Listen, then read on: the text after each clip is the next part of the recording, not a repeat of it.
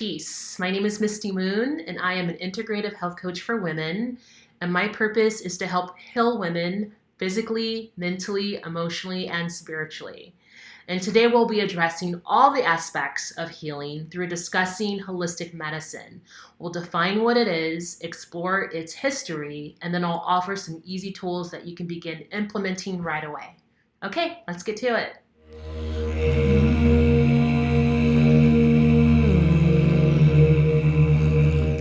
Holistic medicine is a term used to describe therapies that attempts to treat the patient as a whole.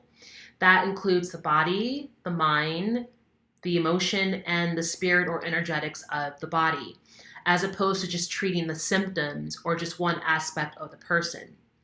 This holistic approach views illness as an imbalance in the body, and in order to obtain sustainable health, the symptoms and the underlying cause of the imbalance must be addressed. Now, if you've watched any of my videos, at some point I always talk about the root of the problem, regardless if it's trying to lose weight, if it's depression, or any mental illness. Oftentimes the root is embedded in the subconsciousness, which is again why I truly believe that the way to have sustainable health, you have to address all aspects of the person.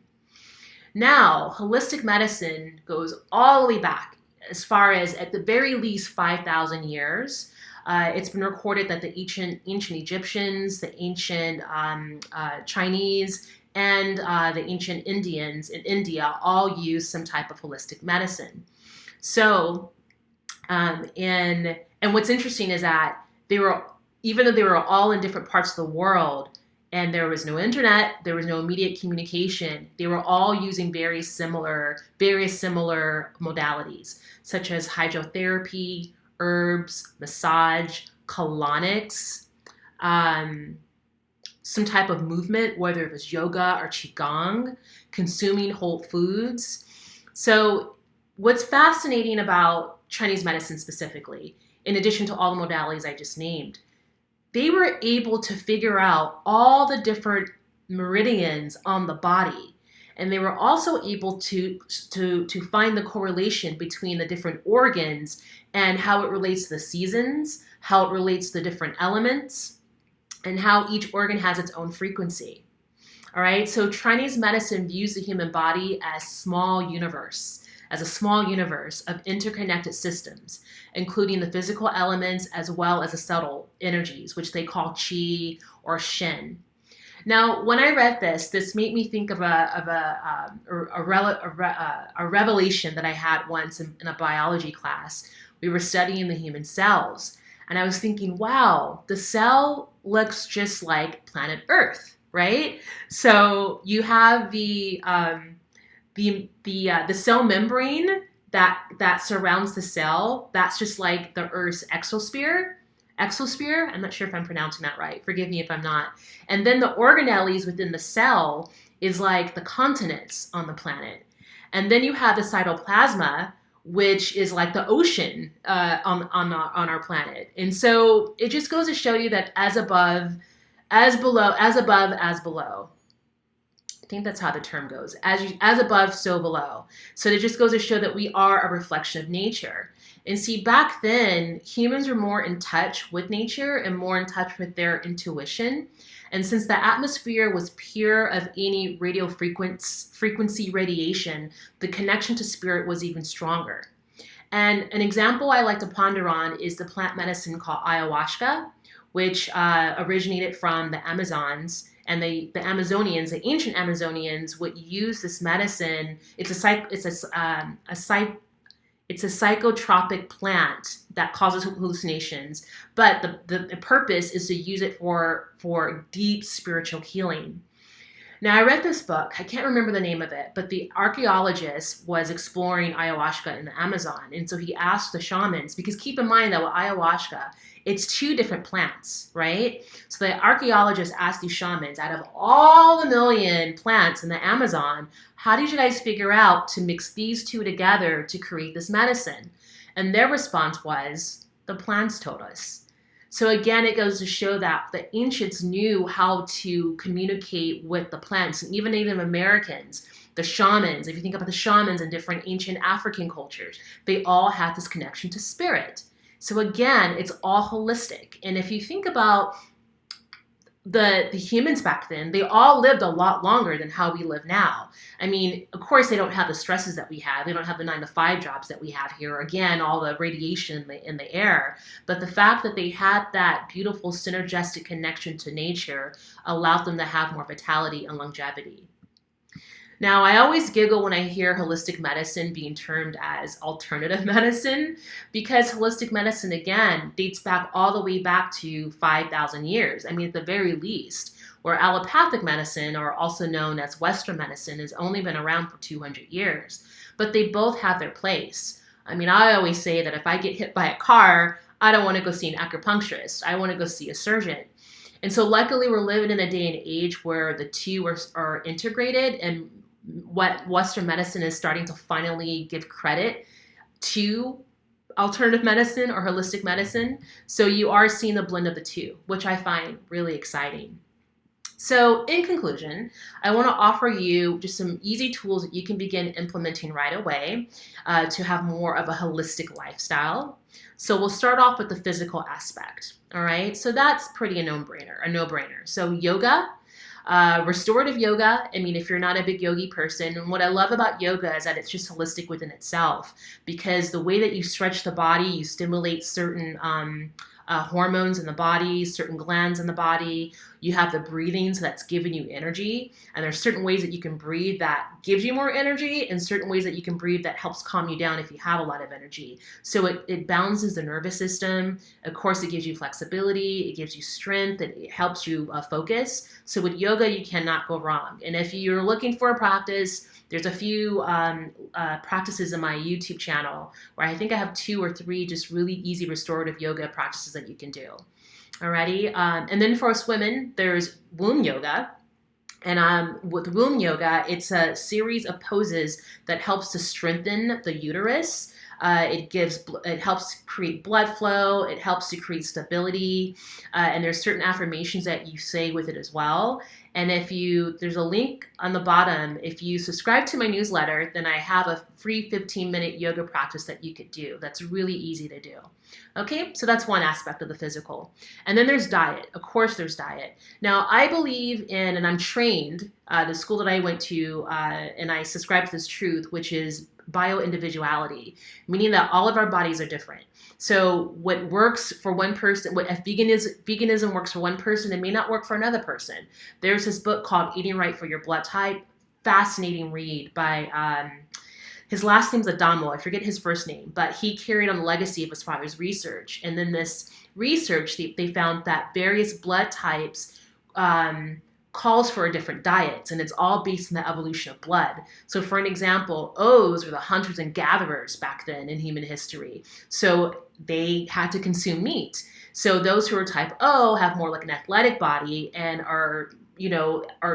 find that their bodies thrive more with meat. And then it went from hunter and gathering food to agriculture. So those who are type A's are more prone to having more grains and vegetables in their diet. And then B is like a mixture of both. And I can say really quickly, when I was in high school, I became a vegetarian because all my friends are vegetarian. It was just a thing to do. And I found that I was always getting sick. I was always cold and just fragile. And so when I read Eat Right for Your Blood Type, I got my blood work done, come to find out I'm an O, and I started integrating meat, a little meat in my diet in moderation, and immediately my vitality increased. Now, what the thing about meat is that you want to do it in moderation. Absolutely, you want to do that in moderation. Like now, even I'm a type A or type O, 90% of my diet is plant-based. And so every now and then I'll get some salmon. I may eat a little chicken every now and then just to have that balance, okay? So diet. I highly recommend mostly plant-based. That's my point here.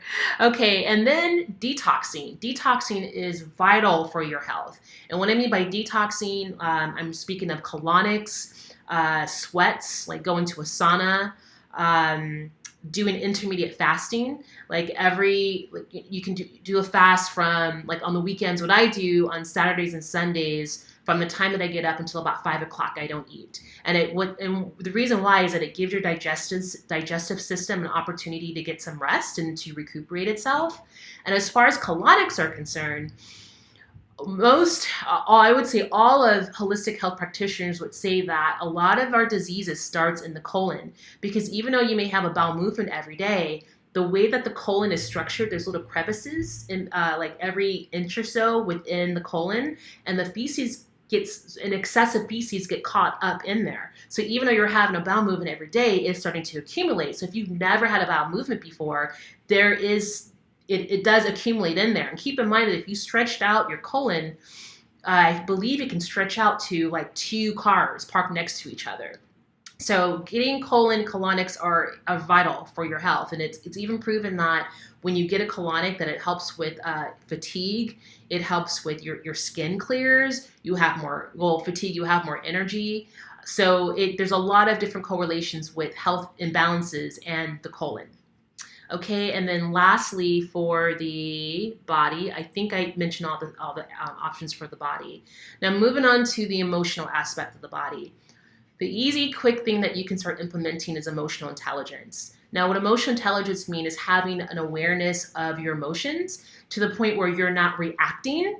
You have more control over your emotions. And so there's 4 different types of emotional awareness. Different types of emotional intelligence, which is self-awareness, self-management, social awareness, and relationship management. And I'll be doing a video in the future about emotional intelligence to give you more information. But in the meantime, of course, you can always look it up if you're curious. But in the meantime, really, what I want you to walk away from this particular video is just having more of an awareness of your emotions. And there's even emotional charts that you can get out there. Because oftentimes, like when someone asks, well, how are you doing? We easily, by default, we say, oh, I'm fine, or I'm good. So even our emotional vocabulary is limited. So I encourage you to get an emotional chart and just broaden your emotional vocabulary so that you can really get in touch with all the nuances of your emotions. Alrighty? And then lastly, for the emotional tool that you could use, it's called EFT, which is emotional freedom technique. So it's a series of like tapping on different parts of your body, which are meridians. So instead of using needles, like in acupuncture, you're using pressure.